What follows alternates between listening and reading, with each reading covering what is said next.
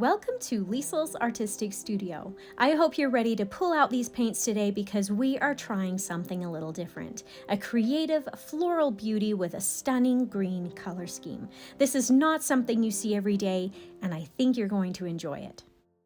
So along with our watercolor paper and paints, we need a paper towel, clean water, some masking fluid, and of course some paint brushes. Now these first two are some older brushes that I don't really use for painting much anymore. These I will be using with the masking fluid so that I don't risk ruining my nicer painting brushes.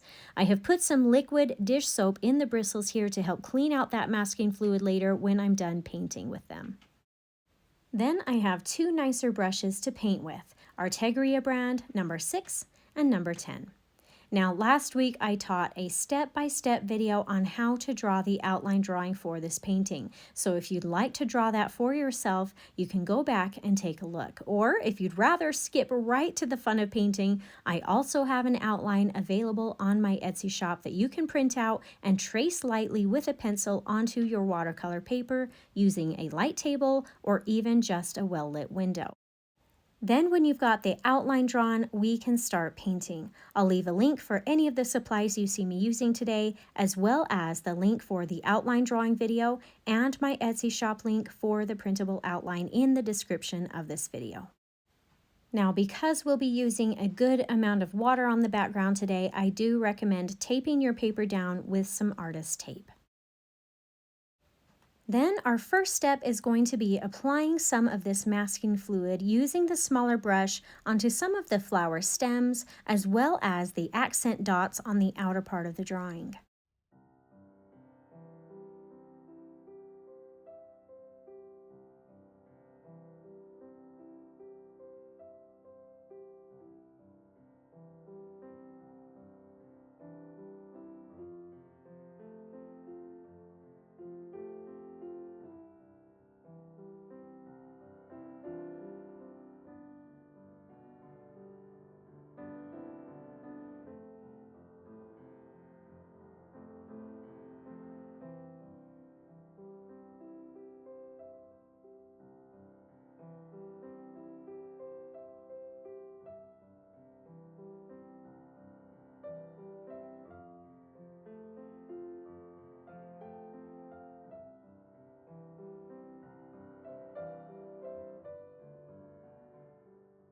Now that we're done with these small, skinny spaces, I recommend quickly rinsing out and cleaning off that masking fluid from the small brush before switching over to the larger masking fluid brush. Then when you're ready, take the large brush and let's start masking off the outer edges of all of these flowers. Now, if you don't have masking fluid, it is possible to paint this by just painting around the flowers, but that can be tedious, and if you're not able to work as quickly, it can sometimes lead the paint to drying before you're ready.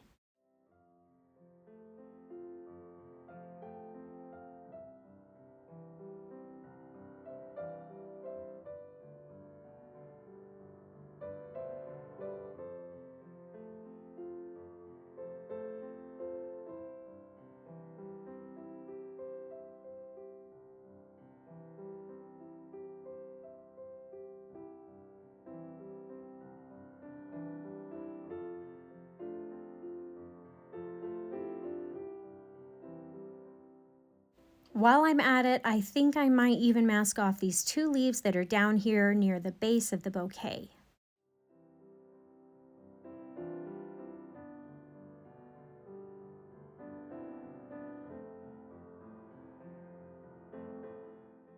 Now, because I'm planning to paint this piece using a completely green color scheme, I want to have a good handful of greens to potentially choose from. So besides the greens already in my palette wells, which we will go over in just a minute, I'm going to add some of this permanent green to my tray as well, just in case it comes in handy. But I think you could do this without this color if you don't have it. In fact, looking at this painting once as it was complete, I realized I really didn't use this color that much, but I wanted to be prepared just in case. So for some of the other greens that we will be using a little bit more, I've got some phthalo green, some hooker's green, sap green mixed with maybe a little bit of gamboge to create more of a yellow-green color. And then let's make a nice dark green by mixing some ivory black with some of the permanent green and or some phthalo green, depending on what colors you have on your tray.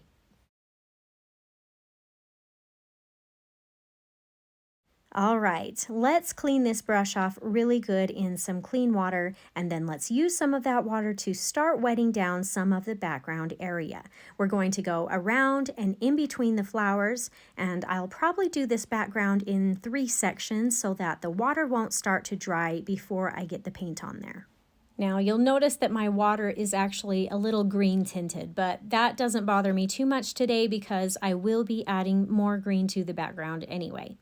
Now, as far as the colors go, you can put whatever greens down that you would like. I think I'll paint a good assortment to give it a fun variety. So I'll start with some lighter yellow-green here at the top.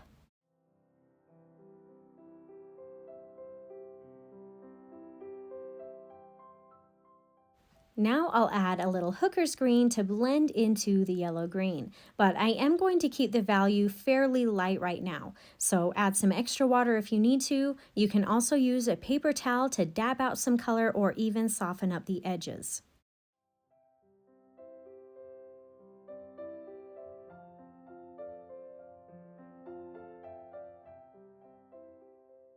Moving over to more of the right side now, it might be fun to add in some of this pure phthalo green as well as some nice dark green mixture.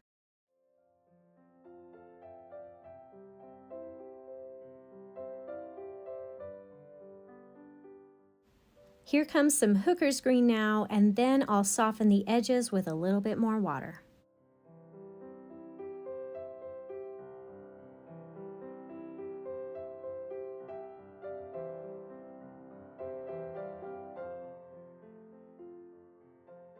Moving more into the center of the page, I really want it to be nice and dark in value. So I'll pull out that darkened green ivory black mixture as well as some nice dark pigmented or unwatered down hooker's green.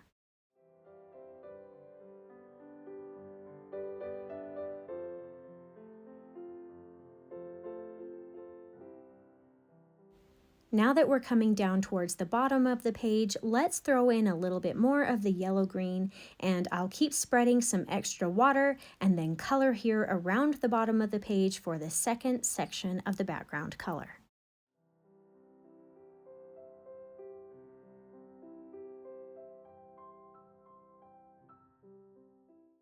When you are ready to start adding in some more color down here, it really might be fun to add some leaf shapes that emerge from the background color. These are not leaves that I have drawn on with my outline. I'm just freehanding this. This is an optional step, but it does add a really neat effect to your background if you feel like giving it a try.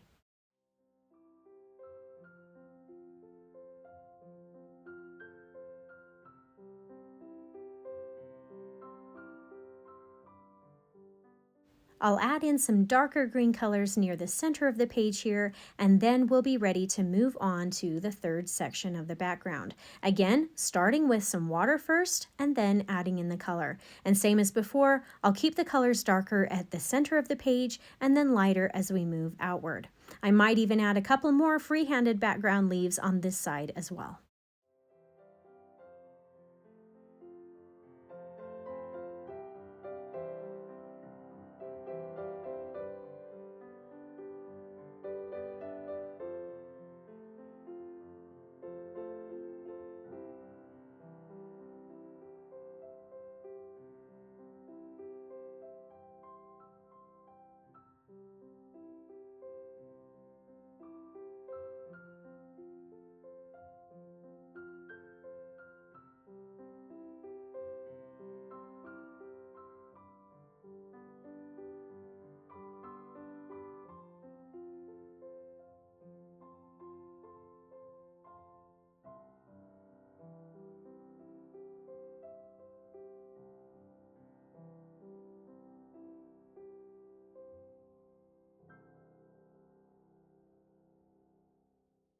All right, well done on the background. It's fun and colorful. Now, before moving on to the next part, I am going to quickly go change out my water for some clean water while we let this finish drying.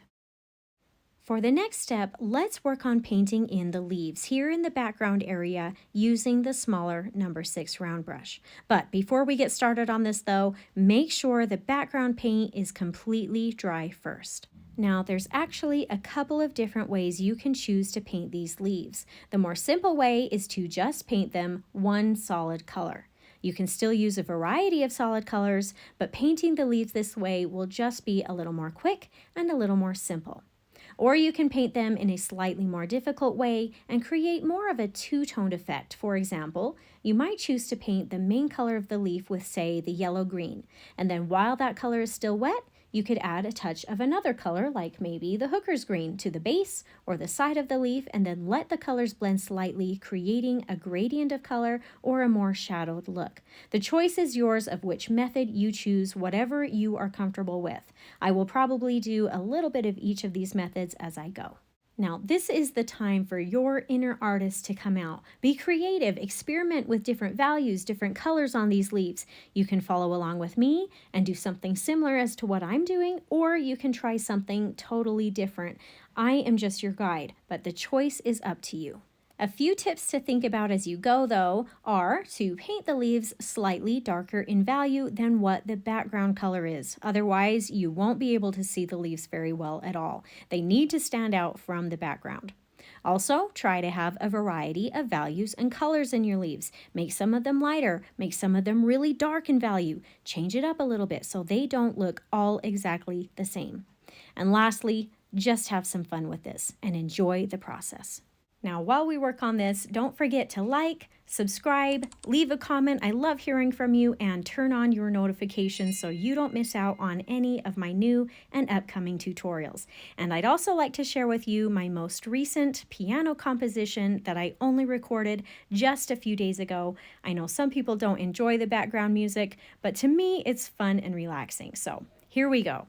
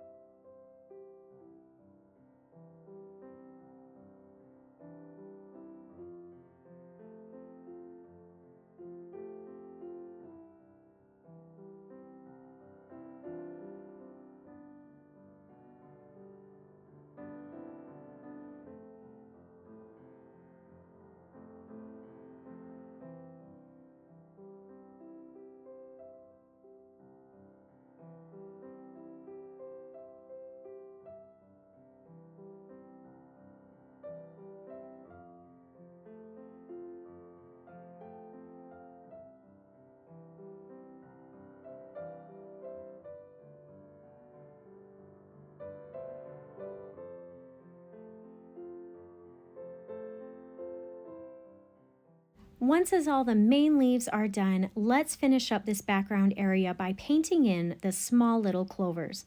I'm just going to paint these all a nice dark hooker's green.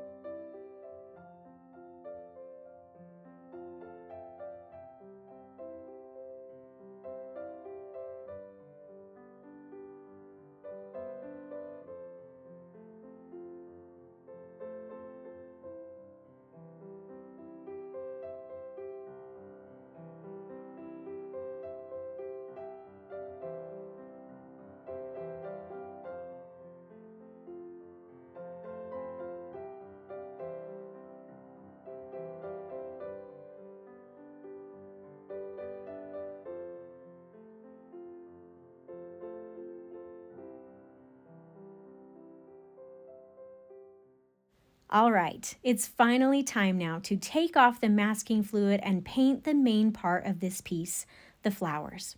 Now, often I will use an eraser to help get the masking fluid off of my paintings, but today I still have some pencil marks on my petals that I still need to be able to see. So I'll be using my fingers to get a good majority of the masking fluid off today, and maybe use this small eraser on my pencil when I can.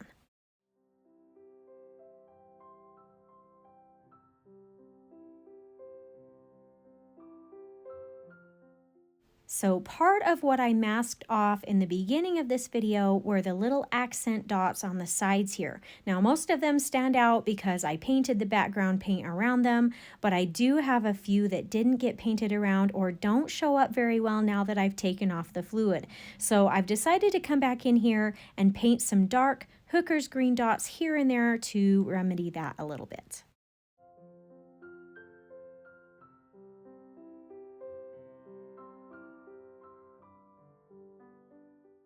Okay, as for the petals of these flowers, I will be using the wet on wet technique again, meaning I'll wet the petal down with water before I add the pigment.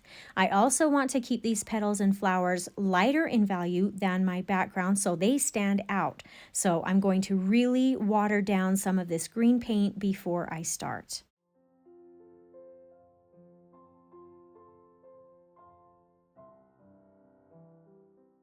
Now, after I've got the water on the petal, I'll add a tiny bit of this watered down mixture of green colors.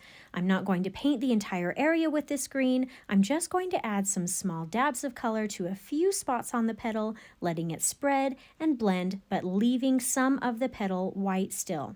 If you need or want to add a little more contrast, you can also add a hint of darker or more pigmented green to the shadows, which would be set more on the inner part of the petal, but use that color sparingly, not too much. Go ahead and use the same technique for all of the petals. Now, I did actually have a bit of a mishap in my recording today. I needed to pause the recording for just a minute while I went to go get my kids from school, but when I came back and started painting again, I forgot to push the record button. So there might be a little bit of a skip in the video, and I apologize for that, but the technique is still the same, so hopefully you'll be able to figure it out okay.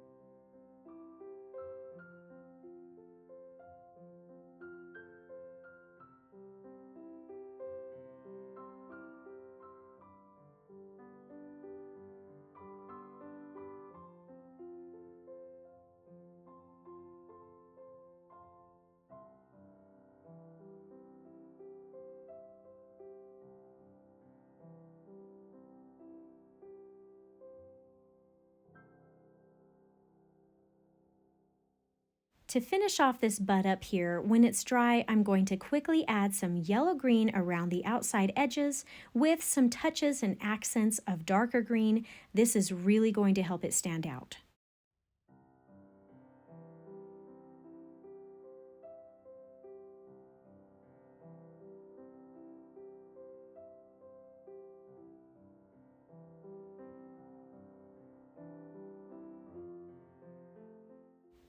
I'll also use some of this dark hooker's green to add some dots of color at the center of the flowers. Now we'll only use this darker green in small amounts at the very middle of the flower, because after that we'll add in some Gamboge yellow dots that spread out more freely.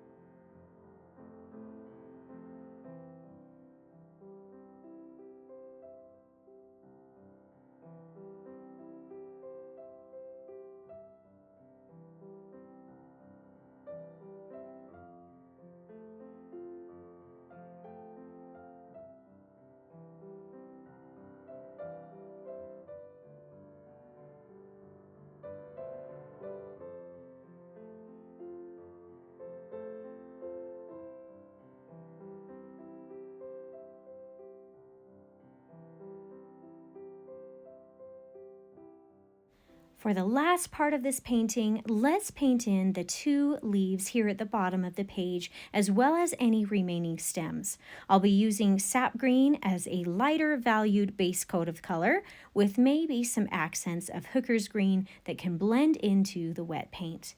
If you'd like, you can even paint some thin center vein lines on some of the larger leaves.